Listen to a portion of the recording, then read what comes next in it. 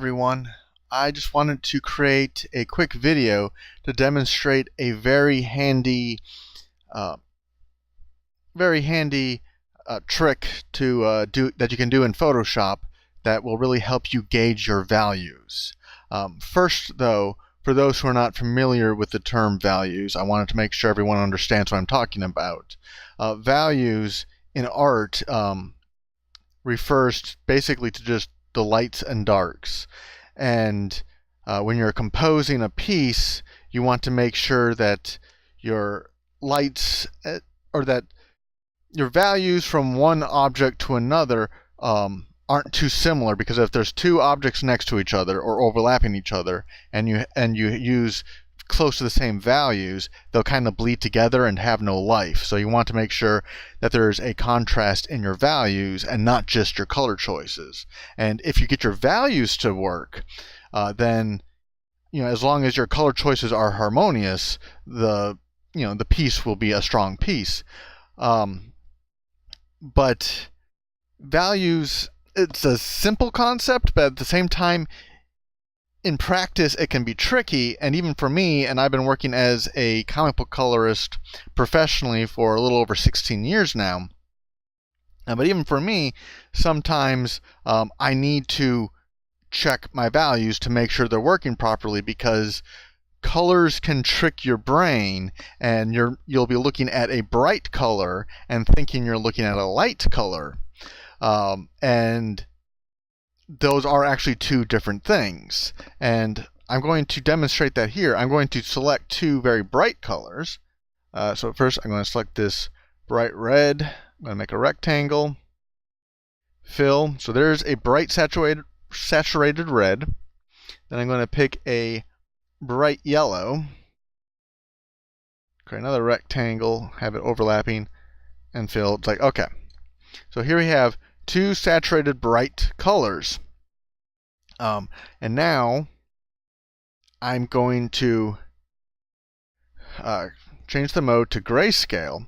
And once I do that, you'll see the red is actually a very dark color, while the yellow is a very light color. So while they're both bright colors, only one of them is a light color, if that makes sense. So that's it's that sort of thing where, especially when you have a bunch of colors in a piece, it can start confusing your brain a little bit.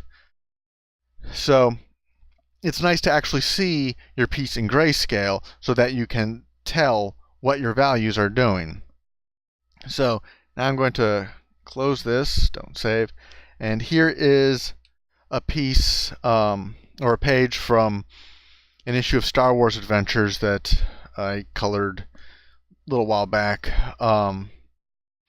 And so for here, the focus of both these panels needs to be on Rex here.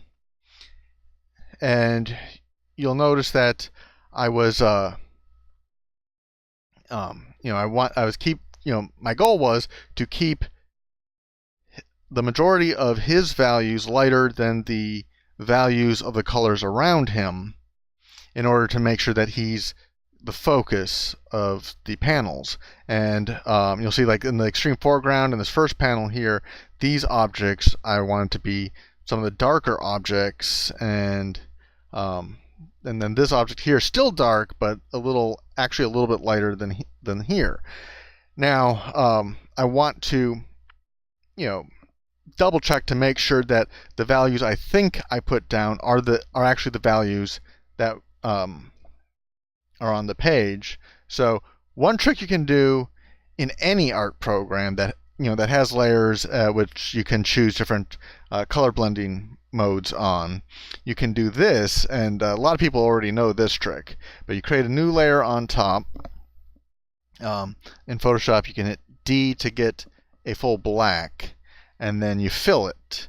Then you go down and change the color blending mode to color, and this will change all the colors below into grays. And as you can see, just like as I was saying, the majority of the values on Rex are a lot brighter or a lot lighter than the values that are neighboring him, so he does pop out, and you can tell the difference between him and the objects around him.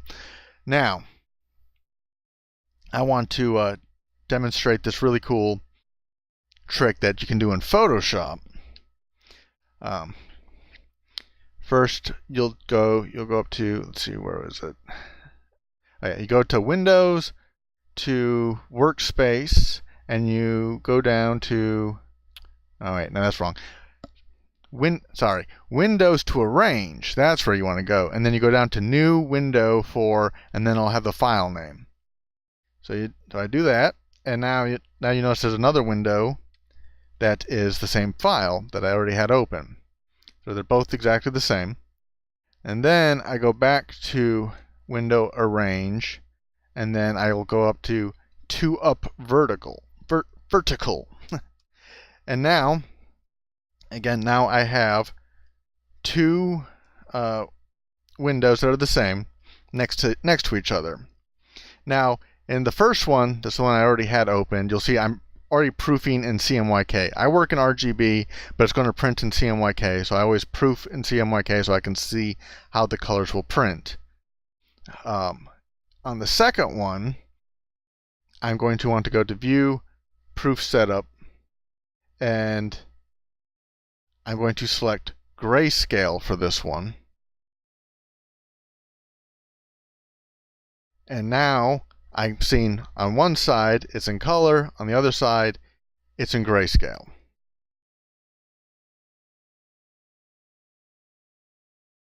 So, and one of the cool things about this one too is, all right, so now I can see my values next to my colors, so I know all, like, my saturation, my hues, everything is, as well as my values are working. I can see it all demonstrated. And then here I can go down into my rendering layer, let's say, and say I want to add some highlights or something. Let's see what brush does. Yeah, let's just do that. Say I want to add some highlights to the back of his head on panel 2. So I'm doing that here. I have it zoomed in. On the second one, it's zoomed out, but this is the area right here where I'm working. So say I want to add some highlights. Alright, you see I'm just throwing in some highlights here, and you'll notice that on the other side over here, the highlights are appearing. So it's basically, I can continue to see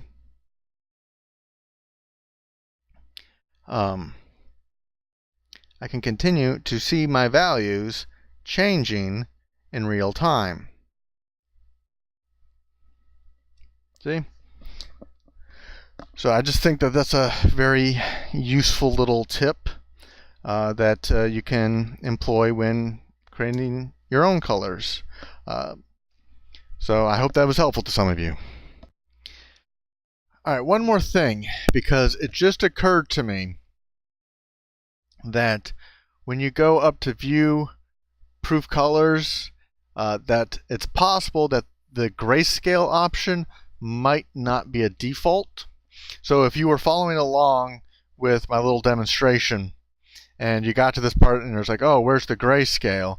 Well, here's another way to do it. You can still go up to View, Proof Setup, and instead hit Custom. And then under Device to Simulate, go down and you're going to want to find Working Gray Dot Grain 20% and select that. And then hit OK, and then it'll be showing you same sort of grayscale. So I just wanted to throw that out there just in case anybody got lost. All right, thanks.